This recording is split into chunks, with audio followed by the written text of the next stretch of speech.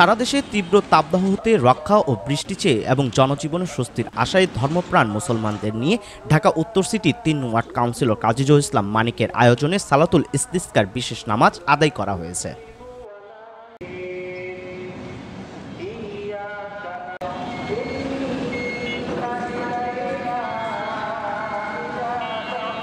পহেলা মে সকাল 11:30টায় রাজধানী মিরপুর পল্লবীর ৩ নং ওয়ার্ড এলাকার শেখ ফজলুল হক মনি খেলার মাঠে তাপদাহ থেকে মুক্তি পেতে ও রহমতের বৃষ্টি বর্ষণের জন্য সর্বস্তরের বিভিন্ন এলাকার শত শত ধর্মপ্রাণ মুসল্লিরা এ সময় বিশেষ এই নামাজ আদায় করতে জড়ো হন।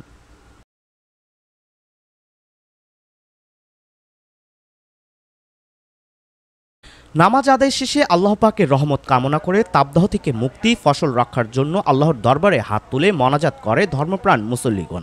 মোনাজাতে অংশগ্রহণ করেন এলাকার সর্বস্তরের মুসল্লিগণ।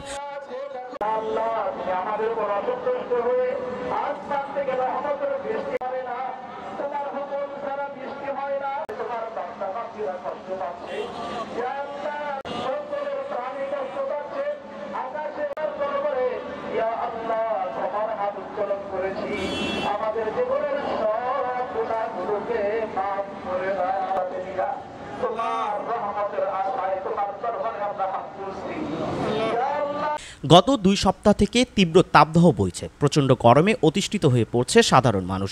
এছাড়াও ধান ও আমের গুটির জন্য মারাত্মক ভয়ঙ্কর এই আবহাওয়া। এই মুহূর্তে বৃষ্টির পানির ভীষণ দরকার, তাই মহান সৃষ্টিকর্তার নিকট বৃষ্টি চেয়ে ইস্তিসকার নামাজ আদায় ও মোনাজাত করা হয়।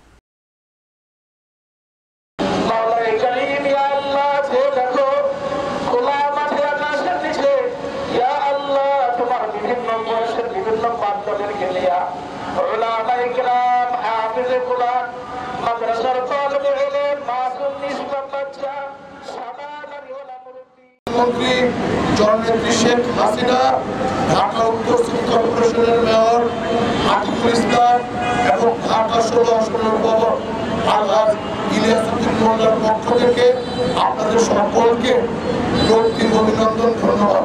সবাই সকল জন্য দোয়া করবেন।